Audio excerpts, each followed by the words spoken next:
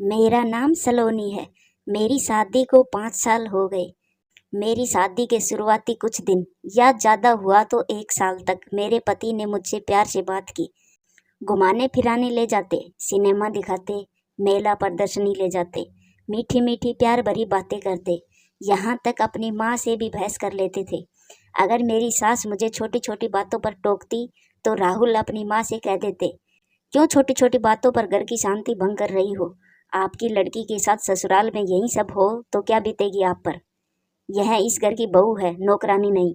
ये तो कुछ नहीं कहती, लेकिन मैं ही इसे घुमाने ले जाता हूँ। पढ़ी लिखी औरत है।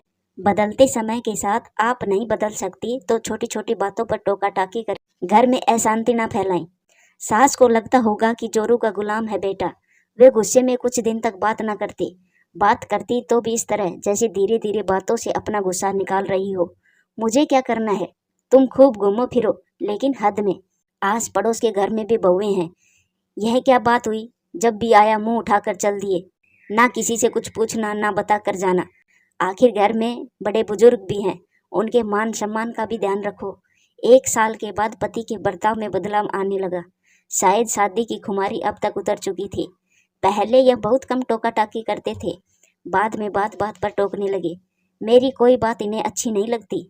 हर बात में अपनी माँ की वफादारी करते, चाहे वह बात गलत हो या सही। मैं सुनती रही। इस बीच एक बच्चा भी हो गया। कहने को घर गृहस्थी तो ठीक ठाक चल रही थी, लेकिन जिस पति से मैं प्यार करती थी, उनके बात बात पर डांटने टोकने से मन उदास रहने लगा। मैं अपनी तरफ से पति का, सास का, बच्चे का, घर का पूरा ख्याल रखती, फिर भी इनकी बात बात पर डांटने टोकने की आदत नहीं जाती। एक बार मैंने गुस्से में राहुल से कहा भी था, आखिर बात क्या है? आप मुझे इस तरह से बेइज्जत क्यों करते रहते हो? इन्होंने भी झुंझला कर जवाब दिया, मैं मर्द हूँ, घर का मुखिया हूँ। गलत बात पर टोकूं नहीं तो क्या लाड करूंगा? तुम एक बच्चे की माँ बन गई हो, तुम्हें घर की जिम्मेदारी समझनी चाहिए। गलती पर डांटता हूँ तो क्या गलती को सुधारना नहीं चाहिए? इसमें बुरा मानने वाली क्या बात है? मैं ऐसी कौन सी गलती करती हूँ? क्या मन भर गया है मुझसे? मुझे तो सबको साथ लेकर चलना है। तुम्हारा भी अब तक मन भर जाना चाहिए। प्यार मोहब्बत की उम्र बीत चुकी है। अब अपने फर्ज पर ध्यान दो। आखिर मैंने फर्ज निभाने में कौन सी कमी रखी है? तुम फिर बहस करने लगी। मुझे तुम्हारी यही बात अच्छी नहीं लगती। आपको मेरी कौन सी बात अच्छी लगती है आजकल? औरत हो, औरत की तरह रहना सीखो। घर के कामकाज देखो। अम्मा की तबीयत ठीक नहीं रहती आजकल, उनकी देखभाल करो। करती तो हूँ, करती तो अम्मा शिकायत नहीं करती। अम्मा की तो आदत है मेरी शिकायत करने की, एक की चार लगाकर। खबरदार जो मेरी अम्मा के बारे में कुछ कहा। उन्होंने इतनी जोर से डांटा कि मैं गुस्से में अपने कमरे में आकर रोने लगी। बेडरूम में तो यह बड़े प्यार से बात करते हैं। हालांकि अब ये होता है कि बेडरूम में मेरे आने तक या सो जाते हैं। मुझको घर के काम निपटा कर रात के 10 बज जाते हैं। अब हमारे बीच संबंध बनने में भी काफी समय होने लगा था। जिम्मेदारी और बढ़ती उम्र के साथ ऐसा होता है, इसकी कोई शिकायत नहीं। लेकिन आदमी 2 बातें प्यार से कर ले तो क्या बिगड़ जाएगा? लेकिन पता नहीं क्यों आजकल मुझे देखकर इनका पारा चढ़ जाता है, खासकर दूसरों के सामने। यह दूसरों से तो अच्छी तरह बातें करेंगे, अपनी अम्मा से, बच्चे से, आस पड़ोस के लोगों से, घर आए रिश्तेदारों से, दोस्तों से इस कदर प्यार से बात करेंगे जैसे उन्हें गुस्सा आता ही ना हो, मानो जबान पर चाशनी चिपक जाती हो। लेकिन सुबह मैं थोड़ी देर से उठूं तो चिल्लाते हैं, तुम जल्दी नहीं उठ सकती? या कोई समय है उठने का? अभी तक चाय नहीं बनी है, चाय में चीनी कम है, कभी ज्यादा है, खाने में नमक नहीं है, ये सब्जी क्यों बनाई? तुम वही काम करती हो जो मुझे पसंद नहीं आता। ना घर में साफ सफाई है, ना बच्चे की तरफ ढंग से ध्यान देती हो। अम्मा अब कितने दिनों की मेहमान है, कम से कम उनकी देखभाल ही ठीक से कर लिया करो। तुम्हें कपड़े पहनने का सलीका नहीं आता, तुम्हें मेहमानों से बात करने का ढंग नहीं है। तुम यह नहीं करती, तुम वह नहीं करती, तुम ऐसी हो, तुम वैसी हो, तुम्हें तो कुछ भी नहीं आता।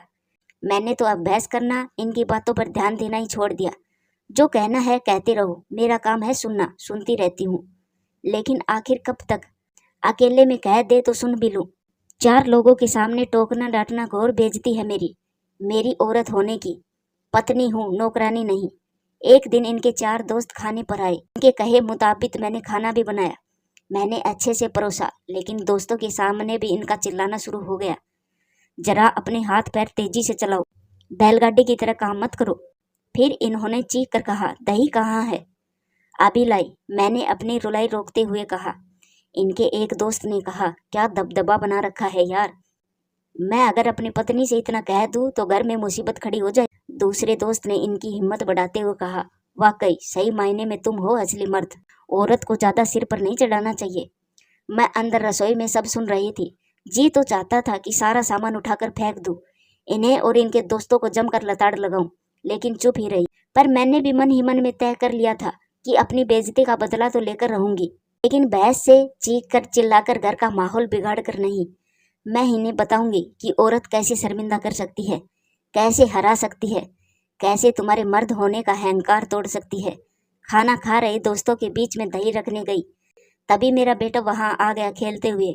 बाहर निकालो इसे कमरे से, तुम बच्चे का ध्यान नहीं रख सकती, वो जोर से चिल्लाई। मैं बेटे को जबरदस्ती खींचते हुए कमरे से बाहर ले गई। इनके किसी दोस्त की आवाज कानों में आ रही थी, खाना तो लजीज बना है।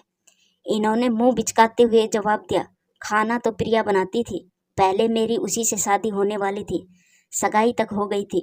उससे मिलने कई बार मैं प्रिया के घर भी गया, ऐसा स्वादिष्ट खाना मुझे आज तक नसीब नहीं हुआ। इनकी सगाई टूटने की बात मुझे पता थी, लेकिन प्रिया के खाने की तारीफ और मेरे खाने को प्रिया के मुकाबले कमतर बताना मुझे अखर गया। ये मर्द थे तो मैं भी एक औरत थी। इन्हें अपने मर्द होने का घमंड था, तो मुझे क्यों ना हो अपने औरत होने पर गर्व। अब इन्हें बताना जरूरी था कि औरत क्या होती है।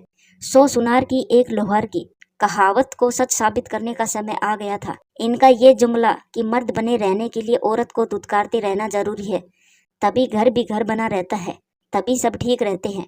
अम्मा जी ने इनसे एक बार कहा था, बेटा मर्द को मर्द की तरह रहना चाहिए, औरत को हमेशा सिर पर चढ़ाकर नहीं रखना चाहिए, उसे डांट फटकार लगाना जरूरी है। इन्होंने अम्मा जी की बातों को इस तरह स्वीकार किया, मेरा पूरा वजूद ही बिखरने लगा। मेरा बेटा अक्सर दादी के पास ही सोया करता था, आज भी वहीं सो रहे थे। यह भी बिस्तर पर लेटे लेटे किताब पढ़ रहे थे। आज मैं जरा जल्दी ही कमरे में पहुंच गई थी।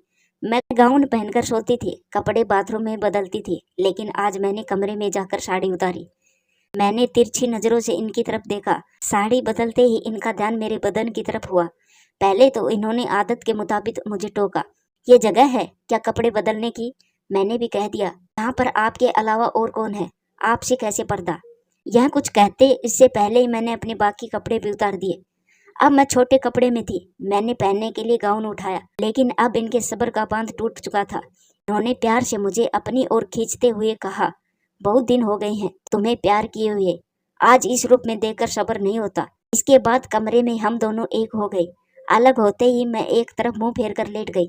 मैंने कहा कि किसी वैद्य हकीम को दिखाओ, इतने सारे तो इश्तिहार आते हैं, कोई गोली ले लिया करो।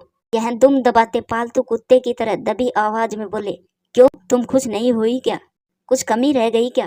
की हालत देखकर बड़ी मुश्किल से मैंने अपनी हंसी रोकते हुए कहा, नहीं कोई बात नहीं है, कभी कभी ऐसा होता है। इनका उदास हताश हारा हुआ चेहरा देखकर मुझे अपनी जीत का एहसास हुआ। एक ही बार से इनके अंदर के मर्दानगी और बाहर का मर्द दोनों मुर्दा पड़े हुए थे, जैसे दुनिया के सबसे तुच्छ कमजोर इंसान हो। उसके बाद इनकी टोका टाकी डांट फटकार तो बंद हुई ही, साथ ही साथ मेरी तरफ जब भी देखते तो ऐसा लगता कि इनके देखने में डर और शर्मिंदा का भाव हो। प्यारे दोस्तों, कहानी कैसी लगी कमेंट्स करके जरूर बताना।